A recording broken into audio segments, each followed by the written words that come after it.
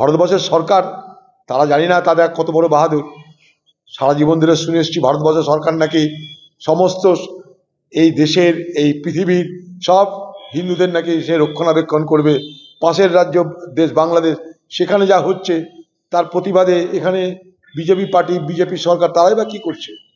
আমি কথা বলছি না যে বাংলাদেশে শুধুমাত্র হিন্দুদেরকেই উপর অত্যাচার হচ্ছে, আর কিছু হচ্ছে না, এই কথা আমি বলছি না।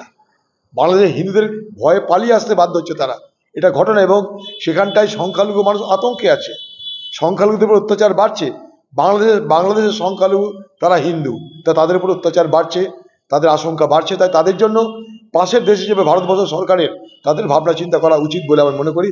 শুধু এটার জন্য নয়, এর সঙ্গে সঙ্গে বাংলাদেশের পক্ষ থেকে যেভাবে ভারতবর্ষকে অপমান করা হচ্ছে, সেখানকার কমিশনার, উপকমিশনার, তাদের উপরে যেভাবে হামলা হচ্ছে, তাদেরকে যেভাবে হয়তো হেনস্থা করা হচ্ছে, এবং বাংলাদেশের পক্ষ থেকে, সরকারের পক্ষ থেকে যেভাবে ভারত বিরোধী প্রতিদিনের প্রচার চলছে, সেখানে ভারতবর্ষের সরকার চুপ হয়ে বসে আছে।